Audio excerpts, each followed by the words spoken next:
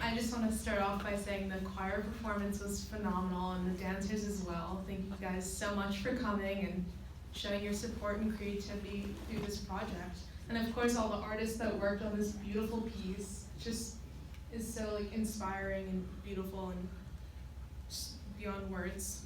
But hi, I'm Natalie MCCann. I'm a representative for March for Our Lives. I'm the mental health chair. And I've been involved with the organization for around 6 months now. If you didn't know, March for Our Lives is a nonpartisan, non-for-profit organization that's started by the kids of the Parkland shooting that occurred almost 1 year ago. I've been brought together with some of the most intelligent, compassionate, and kind people. I always wish it wasn't under the circumstances it was, but I'm so happy that we can come together to commemorate the youth and adults that passed away at Parkland, celebrating their lives and legacies. Today we should remember Scott Beagle, the 35-year-old teacher from Stoneman Douglas, who was a native to Dix Hills. He died protecting his students on February 14th of 2018. So he and his students deserved better. So in addition to sending your thoughts and prayers, we should collaborate and work together to get legislation passed and do amazing things in our own communities. At our last March for Our Lives meeting last week, Senator Jim Garin came in and told us how our work, less than 1 year of work, has created so much change in New York. All the change happening just reinforced that now is the time to keep fighting. Just 5 days ago, the New York Senate passed extreme risk protection orders, which means families and law enforcement can ask the court to suspend firearms from people who could potentially hurt others or hurt themselves.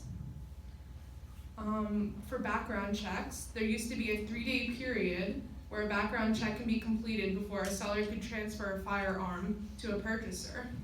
But the loophole of this was if the background check wasn't completed in those 3 days, the person who was trying to obtain the firearm could without any background check needed. However, this has been extended to a 10-day frame, and if the background check doesn't occur, the person cannot obtain the weapon. Out-of-state mental records can be acquired for background checks now too, which was something that wasn't available in the past. The banning of bump stocks is another huge stride for March for Our Lives and for our nation. Bump stocks, if you don't know, are gun accessories which make them a lot faster and or give them the ability to hurt more people in a very short period of time. And lastly, school districts are not allowed to arm teachers, which is a preventative measure that was needed for the current leadership of our country. All these accomplishments are wonderful, of course, but I think the work that the youth has done to change the culture of America is just as impressive, if not more impressive. The recent outcomes of the midterm elections showed this. So many gun-sense candidates on both sides, Republican or Democrat, have been elected, locally and nationwide, because us, the youth, most of which who cannot even vote yet, have used our voices to demand change. Now that we got all that accomplished, we have a lot of big goals for this year. We want to reach out to different communities across Long Island, since we're primarily focused in Suffolk County right now. And we want to reach out to people of different backgrounds, so the LGBTQ community, people of color, people with disabilities, etc., to get their unique perspectives on this issue and work within their communities to create change. To do this, we're creating specific town and school chapters. So for instance, I'm the leader for March for Our Lives Huntington. These subcategories make it easier to engage within our own communities and talk about specific issues that you're facing in your community and engage with people around you to help solve those things rather than a larger context like March for Our Lives Long Island. A saying I really love is think globally, act locally.